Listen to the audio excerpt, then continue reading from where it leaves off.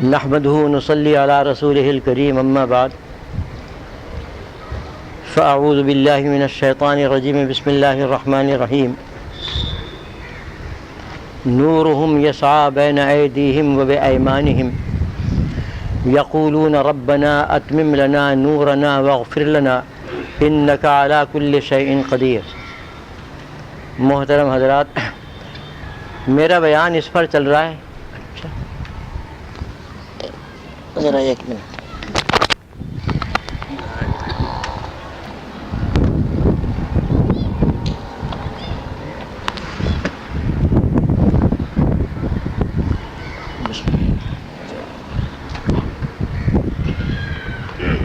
میرا بیان اس پر چل رہا ہے کہ توبہ و استغفار کے آخرت کے فوائد کیا ہے، اور قرآن کریم کی اس آیت کے اندر جو میں نے پڑھی ہے کئی فائدے بیان کیے گئے، پہلے ان کا بیان ہو چکا۔ ایک فائدہ یہ بیان کیا جا رہا ہے کہ توبہ و استغفار کرنے والے کو اللہ تعالیٰ نور عطا فرمائیں گے قیامت میں۔ اس نور کی تفصیل بھی میں نے آپ کے سامنے ذکر کر دی۔ قیامت کے اور حشر کے بعض حالات بھی اور خوفناک مناظر بھی آپ کے سامنے میں بیان کر چکا ہوں۔ اب تو اتنی بات باقی تھی کہ وہ کون کون سے افعال ہیں، کون کون سے نیک اعمال ہیں کہ جن کو دنیا میں کرنے سے آخرت میں نور مل جائے۔ یہی بیان گزشتہ مجلس میں ہو رہا تھا، اور حدیثوں کو جب غور سے دیکھا جائے تو ایسے بہت سے نیک اعمال سامنے آتے ہیں جن پر یہ فرمایا گیا کہ یہ عمل کرے گا تو اس کو نور ملے گا قیامت میں، جس کا مطلب یہ ہے کہ اگر وہ عمل نہیں کرے گا تو نور سے محروم رہے گا۔ چنانچہ میں نے ایک بات پچھلی مجلس میں بیان کر دی تھی جو مشکات شریف کی حدیث میں تھی۔ خلاصہ اس کا یہ تھا کہ جو شخص پانچوں نمازوں کی پابندی کرے گا، یعنی اس کو صحیح طریقے سے پڑھے گا، صحیح طریقے سے وضو کرے گا، آداب کا لحاظ رکھے گا اور حتی الامکان خشوع و خضوع کے ساتھ پڑھے گا، تو آپ نے فرمایا تھا کہ یہ نماز اس کے لیے قیامت میں نور بن جائے گی، اور یہ نور برابر جمع ہوتا رہے گا۔ خوب اس نور کے اندر قوت پیدا ہو جائے گی،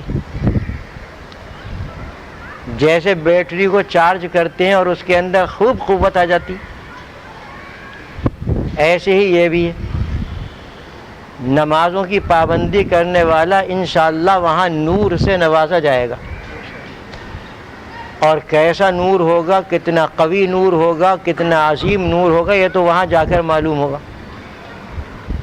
اور فرمایا کہ جو پابندی نہیں کرے گا، نمازوں کی پابندی نہیں کرے گا، یعنی یا تو وہ گنڈے دار پڑھتا ہے یا وہ پڑھتا ہی نہیں، وہ تو بہت ہی بدترین حالت ہے، یا پڑھتا ہے لیکن آداب کی اور سنتوں کی رعایت کرتے ہوئے نہیں پڑھتا، بس ٹرخا دیتا ہے، پابندی سے پڑھتا ہے لیکن ٹرخا دیتا ہے، تو فرمایا یہ نماز اس کے لیے نور نہیں بنے گی۔ یہ تو میں گزشتہ مجلس میں عرض کر چکا تھا، صرف تسلسل قائم کرنے کے لیے اس وقت اتنا عرض کر دیا۔ اب اور آگے آئیے، آپ صلی اللہ علیہ وسلم نے ارشاد فرمایا کہ جو شخص سورہ کہف جمعے کے دن پڑھے گا تو یہ سورہ کہف اس کے لیے قیامت میں نور بن جائے گی، اور اتنا بڑا نور اور اتنا عظیم نور بنے گی کہ جیسے دنیا میں قدموں سے لے کر آسمان تک۔ سورہ کہف آپ جانتے ہیں 15ویں پارے میں ہے، جمعے کے دن پڑھنے کی اس کو بڑی فضیلت آئی ہے۔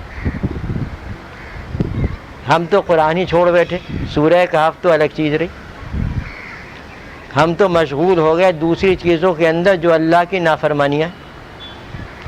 کیا سورہ کہف کی طرف ہماری توجہ جائے گی؟ سورہ کہف تقریباً پون پارے کی ہے، اور اس کا پڑھ لینا ہر جمعے کو بہت ہی آسان ہے۔ ایک تو اس کی فضیلت یہ آ گئی جو ابھی میں نے حدیث سے بیان کی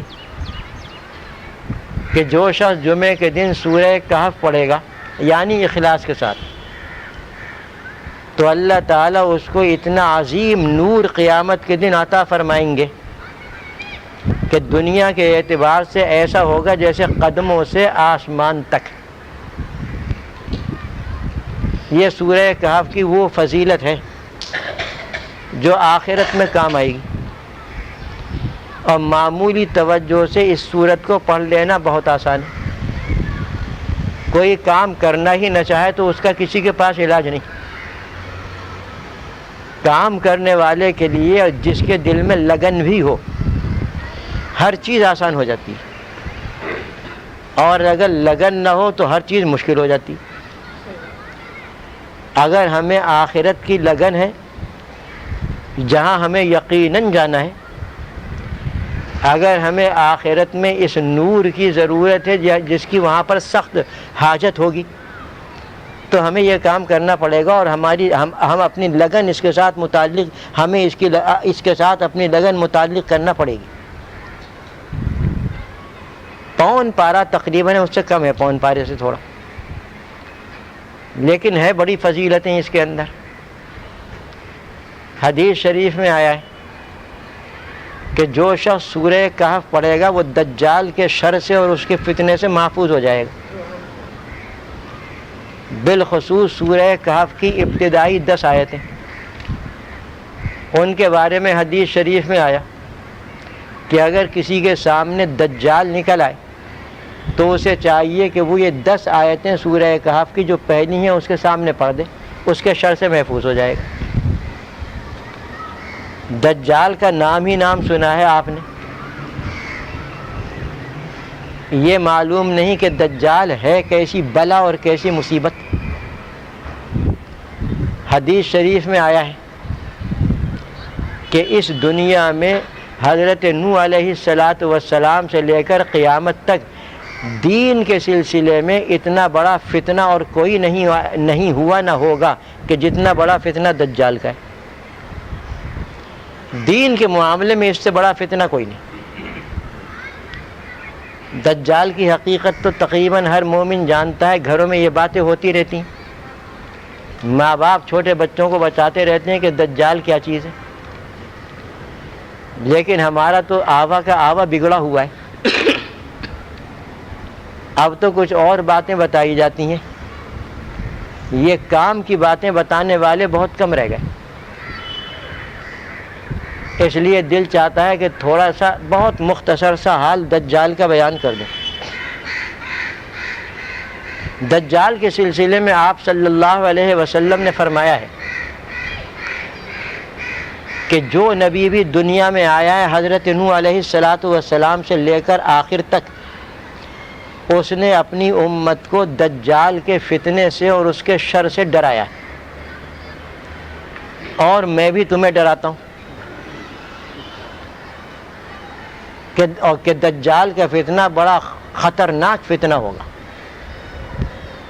جیسا کہ ابھی آپ کو معلوم ہو جائے گا۔ لیکن میں تمہیں ایک بات بتائے دیتا ہوں، آپ نے فرمایا کہ وہ خدائی کا دعویٰ کرے گا۔ ایک وقت وہ آئے گا کہ وہ خدائی کا دعویٰ کرے گا، اور تمام مخلوق کے سامنے وہ پھر جائے گا کہ میں خدا ہوں۔ آپ نے فرمایا کہ دجال کانا ہوگا، ایک آنکھ اس کی جو ہوگی بالکل صاف ہوگی، صفا چٹ، بالکل کوئی نشان نہیں، اور دوسری آنکھ جو ہوگی وہ پھلی کی طرح آگے نکلی ہوئی ہوگی۔ فرمایا آپ نے کہ جیسے انگور کی طرح وہ آنکھ آگے نکلی ہوئی ہوگی۔ بس اتنا تم خیال رکھنا کہ پروردگار دو عالم کانا نہیں ہے، وہ تو کاڑا ہے، اس لیے اس کا خدائی کا دعویٰ جھوٹا ہے۔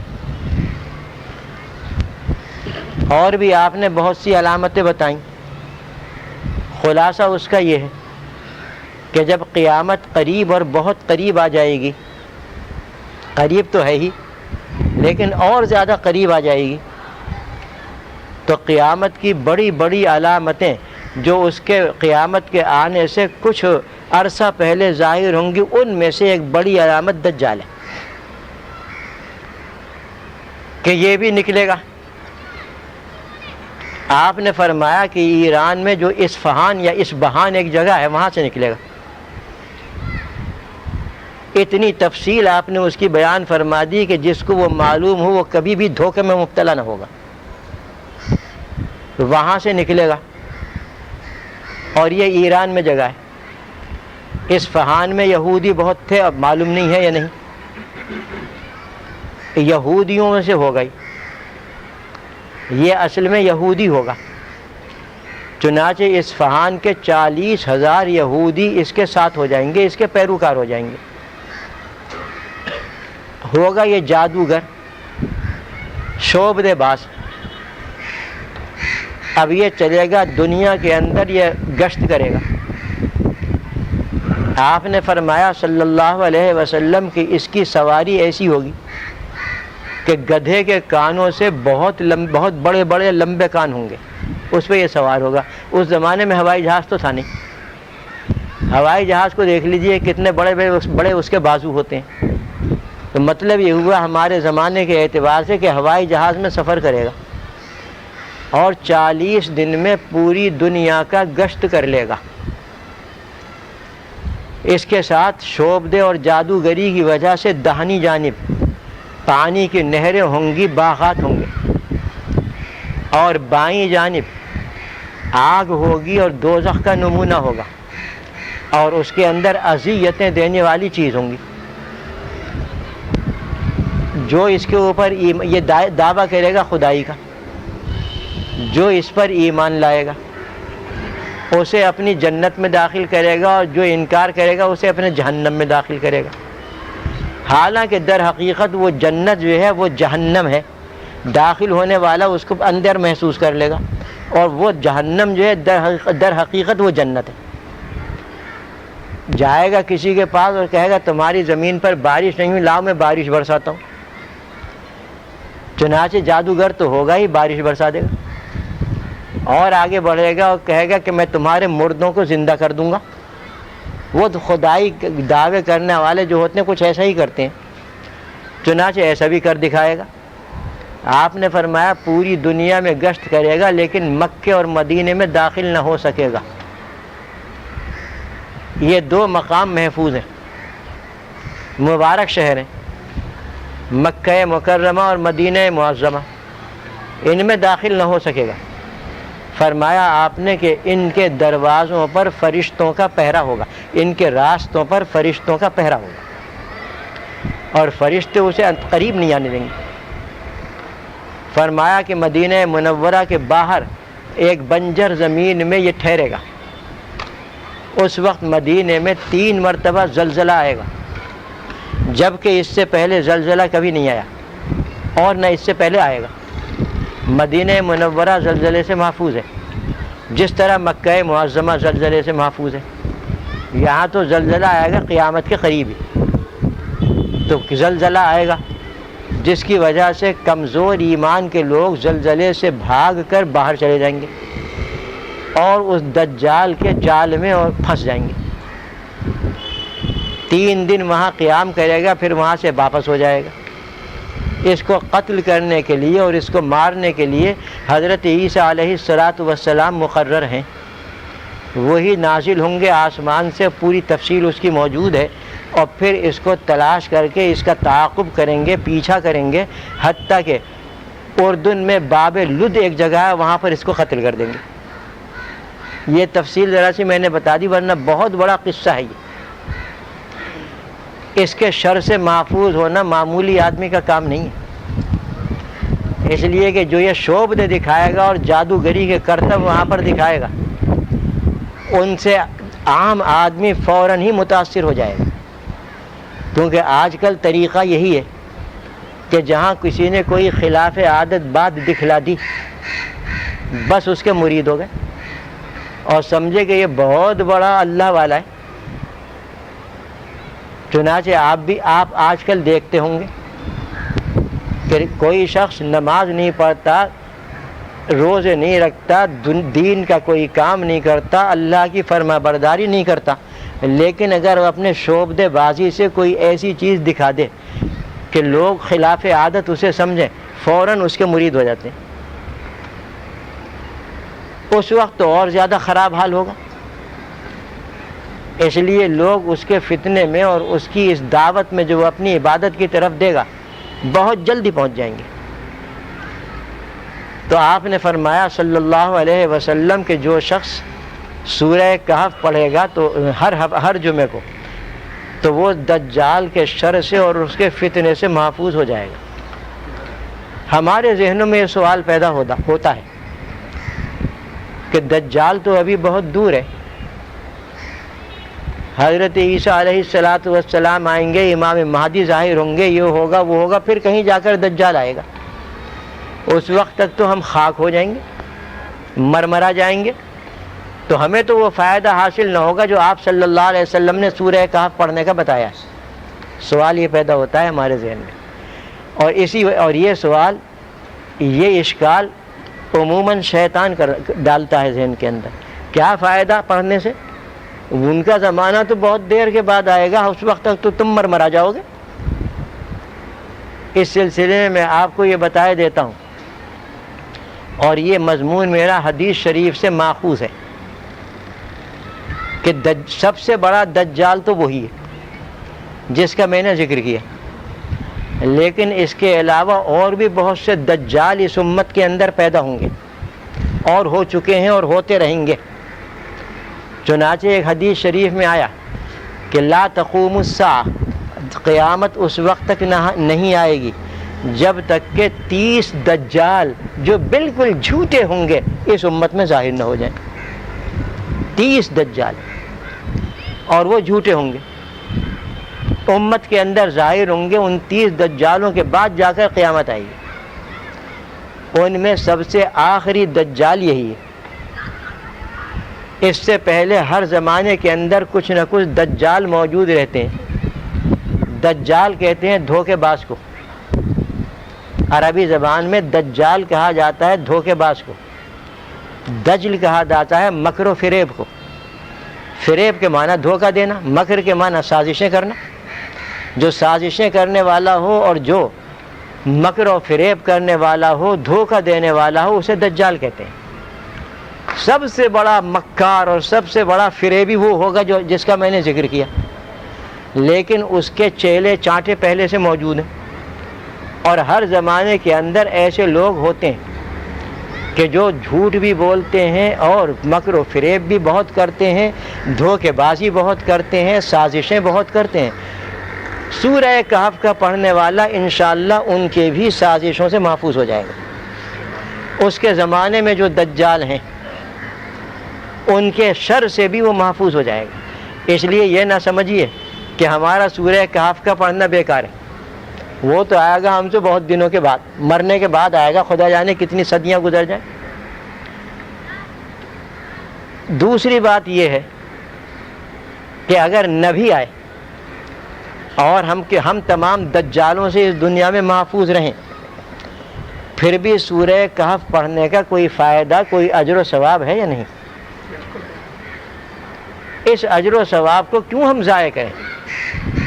بالخصوص جب کہ آپ صلی اللہ علیہ وسلم نے ہر جمعے کے دن سورہ کہف پڑھنے کی ترغیب دی ہے، اور آپ نے تعلیم دی کہ ہر جمعے کو سورہ کہف پڑھا کرو۔ سورہ کہف کا پڑھنا، جیسا کہ علماء نے لکھا ہے، زوال سے پہلے افضل ہے، اور زوال کے بعد بھی پڑھی جا سکتی ہے، حتیٰ کہ اگر عصر کے بعد بھی پڑھ لے تو پھر ٹھیک ہے۔ جمعے کا دن ہونا چاہیے۔ جمعے کا دن شروع ہوتا ہے طلوع آفتاب سے اور ختم ہوتا ہے غروب آفتاب تک، یعنی ہمارے عرف کے اعتبار سے، لہٰذا اس کے اندر ہو جانا چاہیے سورہ کہف۔ بہتر وقت یہ ہے کہ فجر کے بعد سے لے کر زوال تک کسی وقت بھی پڑھ دیں۔ اپنے گھر والوں کو بھی اس کی ترغیب دیجیے، اپنے بال بچوں کو بھی یہ بات سنائیے اور سکھائیے۔ بلکہ ان کو تو اپنے سامنے بٹھا کر ان سے یہ کام کرائیے. جب ان کی عادت ہو جائے تو پھر ٹھیک ہے، وہ خود کرتے رہیں گے. اور اگر اللہ نے حفاظ قرآن دے دی ہیں آپ کے گھر میں تو ان کو ویسے ہی کہتے رہیے کہ ہر جمعے کو سورہ کہف پڑھ لو. ان کو تو کوئی مشکل نہیں، چلتے پھرتے بھی پڑھ لیں گے، وہ بیٹھ کر بھی پڑھ لیں گے. بہرحال سورہ کہف ایسی چیز ہے کہ دجال کے فتنے سے محفوظ، اس کے شر سے اللہ تعالی حفاظت فرمائے، اور ساتھ ہی ساتھ یہ کہ قیامت میں اور میدان حشر میں اتنا بڑا فائدہ اس کا کہ نور ہی نور ہو جائے گا اس کے پاس. اتنا بڑا نور جو قدموں سے لے کر آسمان تک ہو، کیا اس کا آپ اندازہ لگا سکتے ہیں؟ اتنا نور اللہ تعالیٰ اسے عطا فرما دیں گے. ہے معمولی سا عمل، لیکن فائدے دیکھیے اس کے کتنے ہیں. بلکہ میں تو بعض ان حضرات کو اور احباب کو جو دشمنوں کے نرغے میں پھنسے ہوئے ہوتے ہیں اور دشمنوں کے شر کا شکار بنے ہوئے ہوتے ہیں، جب وہ مجھ سے کچھ پوچھتے ہیں تو میں کہہ دیتا ہوں. اب بھی ایک صاحب نے مجھ سے پوچھا تھا، ان سے بھی میں عرض کرتا ہوں کہ وہ تاکید کر دیں اس شخص کو جو اس وقت دشمنوں کے گھر شر میں مبتلا ہے کہ وہ ہر جمعہ کو سورہ کہف پڑھ لیا کرے اور اللہ سے دعا کر لیا کرے. دجال سے محفوظ ہو جانا، دشمنوں سے محفوظ ہو جانا، ان کے شر سے محفوظ ہو جانا، یہ خاصیت ہے اس صورت کی. اللہ نے آپ کو سرمایہ دیا ہے بھرا ہوا، بہت بڑا سرمایہ دیا ہے، لیکن ہم ان سب چیزوں کو چھوڑ کر شیطان کے پیچھے لگ گئے. اللہ تعالی ہماری حفاظت فرمائے اور ہمیں صراط مستقیم پر رکھے. دیکھیے ہے کتنا معمولی سا عمل. ہماری راتیں گزر جاتی ہیں پریشانی کے اندر اگر دشمنوں کے شر کا خوف ہو. دن میں ہم چین سے نہیں رہ سکتے کہ دشمنوں کا کہیں حملہ نہ ہو جائے. کتنا آسان نسخہ اس سے معلوم ہو گیا کہ ایسے شخص کو چاہیے کہ وہ سورہ کہف جمعے کے دن پڑھ لے. ہفتے وار ہے، روز ہے بھی نہیں، جمعے کے دن سورہ کہف پڑھ لے اور اللہ سے دعا کرے دشمنوں کے شر سے محفوظ رہنے کی. انشاءاللہ ان کے شر سے بھی محفوظ ہو جائے گا، ان کی شرارت اور سازشوں سے بھی محفوظ ہو جائے گا. اللہ قادر مطلق ہے، وہ ضرور عطا فرمائے گا. یہ ہے سورہ کہف. حضرت دیکھ لیا آپ نے کہ اس کے فائدے کہاں سے کہاں تک ہیں. دنیا میں بھی فائدے ہیں اس کے، آخرت کا فائدہ وہ ہے جو میں نے ابھی آپ کے سامنے عرض کر دیا. اور یہ تو بس میں اس کو یہیں ختم کرتا ہوں. 2 چیزیں ہو گئیں اب تک، ایک نماز پابندی کے ساتھ اور صحیح طریقے سے، اور دوسرے سورہ کہف کی تلاوت ہر جمعے کو. ایک اور حدیث کے اندر آیا، آپ صلی اللہ علیہ وسلم نے فرمایا کہ جو شخص ایک آیت قرآن کریم کی پڑھ لے گا وہ قیامت کے دن اس کے واسطے نور بن جائے گی. شاید میں نے گزشتہ مجلس میں ہی عرض کیا تھا آپ کے سامنے کہ قیامت یہ قرآن کریم نور ہی نور ہے. اس کا ایک ایک حرف نور ہے، ایک ایک لفظ، ایک ایک زبر زیر پیش اس کا نور ہے، جو حروف کے لباس میں اللہ نے ہمیں عطا فرما دیا. حروف اور الفاظ کے لباس میں پوشیدہ کر کے یہ نور ہمیں دے دیا. اگر کوئی صاحب بصیرت ہو تو اسے پتہ چل جاتا ہے کہ یہ قرآن کریم کے الفاظ ہیں اور یہ قرآن کریم کے الفاظ نہیں. ہمارے ہی مشائخ میں سے ایک بہت بڑے بزرگ گزرے ہیں اوپر کے طبقے میں، بالکل پڑھے لکھے نہ تھے، ان پڑھ تھے. ایک حرف انہیں آتا نہ تھا، نہ لکھنا نہ پڑھنا، حتیٰ کہ قرآن بھی پڑھے ہوئے نہ تھے. صرف یہی جو ضروری صورتیں ہیں ان کو پڑھے ہوئے تھے.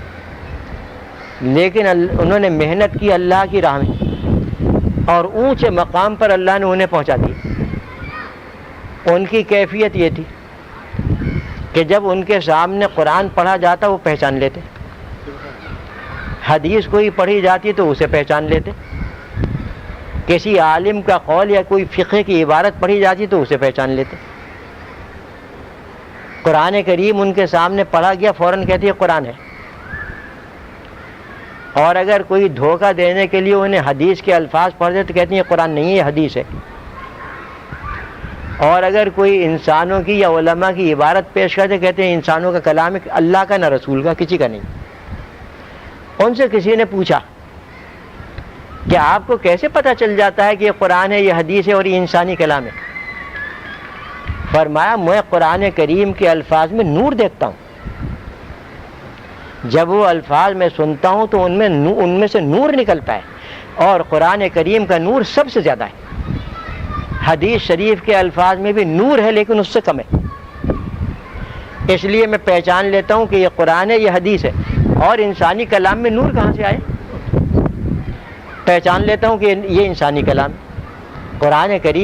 قرآن کریم نور ہی نور ہے۔ گزشتہ مجلس میں میں نے بتایا تھا کہ خود اللہ تعالیٰ نے قرآن کریم کو نور فرمایا ہے۔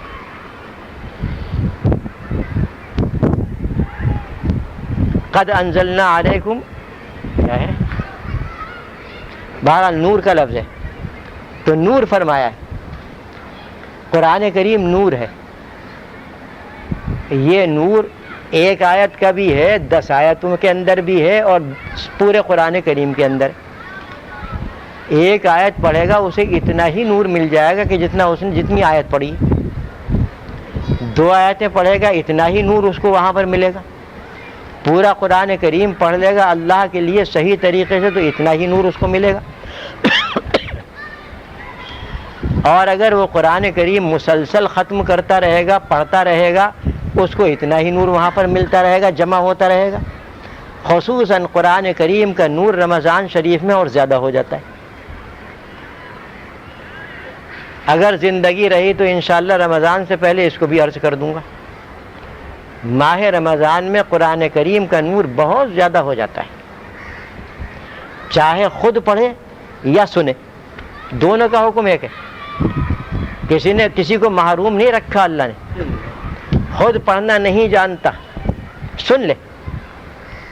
خود وقت نہیں ہے تلاوت کا، سن لے۔ نور بہت بڑھ جاتا ہے، بڑا عظیم نور بن جاتا ہے قرآن کریم رمضان شریف میں۔ اسی لیے آپ صلی اللہ علیہ وسلم رمضان المبارک میں قرآن کریم کی تلاوت کثرت سے کیا کرتے تھے، بہت زیادہ تلاوت فرمایا کرتے تھے۔ آپ رمضان شریف میں انشاءاللہ اس موقع پر عرض کروں گا، تو ایک آیت پڑھے گا تو اس کو نور مل جائے گا، اتنا ہی نور ملے گا۔ جتنا زیادہ کرتا چلا جائے گا نور میں اضافہ اور ترقی ہوتی چلی جائے گی۔ پورا قرآن پڑھ لے گا تو اس کو نور ہی نور ملے گا۔ اگر 1000 قرآن اس نے عمر میں ختم کیے ہیں تو اتنا ہی نور اس کا جمع ہو گیا، اور زیادہ کیے ہیں تو اتنا ہی نور اس کا جمع ہو گیا۔ تو قرآن کریم تو نور ہی نور ہے۔ اس لیے نور کو آخرت میں اپنے لیے نور جمع کرنے کا بہترین طریقہ تلاوت قرآن ہے، یعنی تلاوت قرآن بھی ہے۔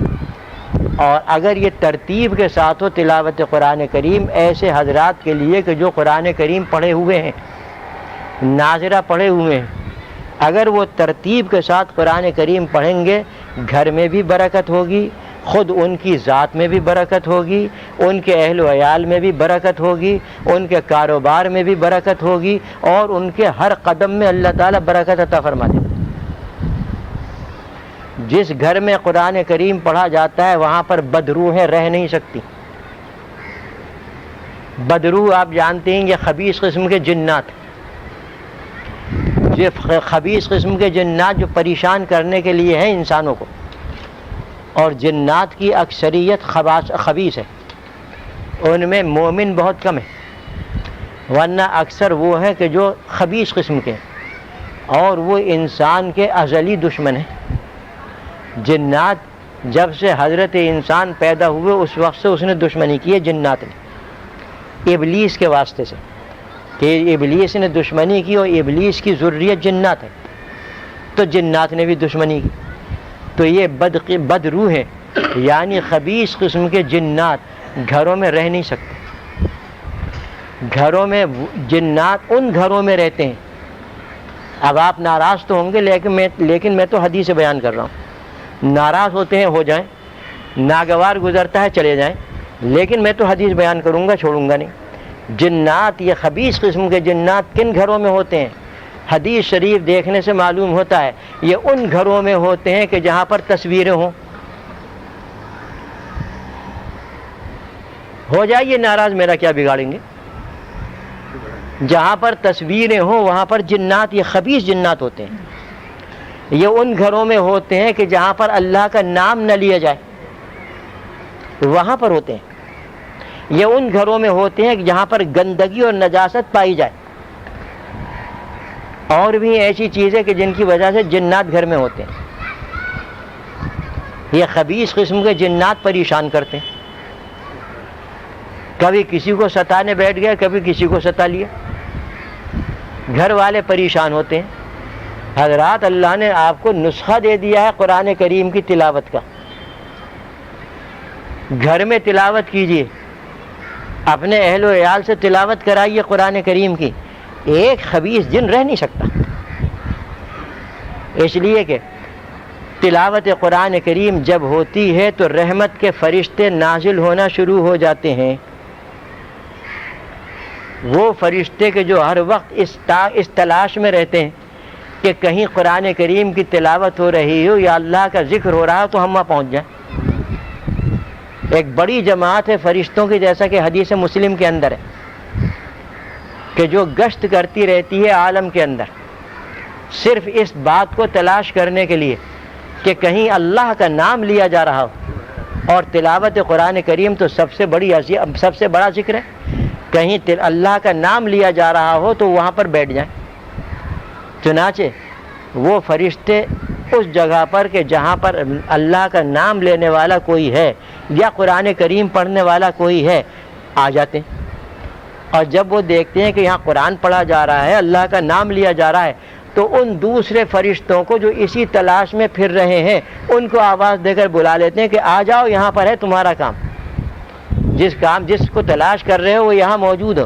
حدیث شریف میں ہے کہ وہ فرشتے رحمت کے اس کا احاطہ کر لیتے ہیں، اس ذکر کرنے والے اور قرآن پڑھنے والے کا، اور اس جگہ کا کہ جہاں پر وہ قرآن پڑھ رہا ہے یا ذکر کر رہا ہے. اور اسی طریقے سے ٹھٹھ لگ جاتے ہیں کہ اوپر تک ایک دوسرے کے اوپر آسمان تک فرشتوں کا یہ احاطہ بن جاتا ہے قرآن کریم پڑھنے کی برکت. اب ظاہر بات ہے کہ جب آسمان تک احاطہ کر لیا گیا اور حصار کھینچ دیا انہوں نے، ہم اسے حصار کہتے ہیں، انہوں نے حصار کھینچ دیا اس گھر کا. آ سکتا ہے کوئی خبیث شیطان، کوئی خبیث جن آ سکتا ہے؟ بالکل نہیں آ سکتا. اور جو بھی ہوگا وہ بھاگ لے گا وہاں سے. پاک و صاف کرو اپنے گھروں کو قرآن کریم کی تلاوت سے. دنیا کے دیکھیے کتنا بڑا فائدہ، خبیث قسم کے جنات سے حفاظت، بد روحوں سے حفاظت، اور اسی طریقے سے دوسری مصیبتوں سے حفاظت. کیونکہ جب رحمت کے فرشتے آئیں گے تو وہ رحمت لے کر آئیں گے، مصیبت لے کر نہیں آئیں گے. رحمتیں اللہ کی نازل ہوں، برکت ہوگی گھر کے اندر یا نہیں؟ آپ کے کاموں میں برکت ہوگی، اہل و عیال میں برکت ہوگی، اولاد میں برکت ہوگی، کاروبار میں برکت ہوگی، ہر چیز میں برکت ہوگی، آپ کے ہر کام میں برکت ہوگی. ہم نے اس کو چھوڑ دیا، پریشانیوں میں گر گئے، ایسی مصیبتیں ہمارے اوپر آ گئیں کہ ہم خودکشی کرنے کو تیار، لیکن قرآن اپنانے کو تیار نہیں. ذرا سوچیے آپ، یہ مصیبتیں ہماری پیدا کردہ اور ہماری حاصل کردہ ہیں یا اللہ نے بھیجی ہیں؟ ہم نے خود یہ مصیبتیں پیدا کی. اسی کو قرآن نے فرمایا وما اصابکم من مصیبت فبما کسبت ایدیکم. جو مصیبت تمہیں پہنچتی ہے وہ تمہارے اپنے اعمال بد کی وجہ سے پہنچتی ہے، اللہ کا کوئی قصور نہیں اس کے اندر. اور یہ بات میں اکثر کہا کرتا ہوں اپنے دوستوں سے کہ جب کوئی مصیبت آ جائے تو اپنے اعمال کا جائزہ لو کہ ہم سے کون سی غلطی سرزد ہوئی، ہم سے کون سا گناہ سرزد ہوا، ہم سے کون سی خرابی صادر ہو گئی، اللہ کی نافرمانی کس مقام پر اور کس چیز میں ہو گئی. جائزہ لو.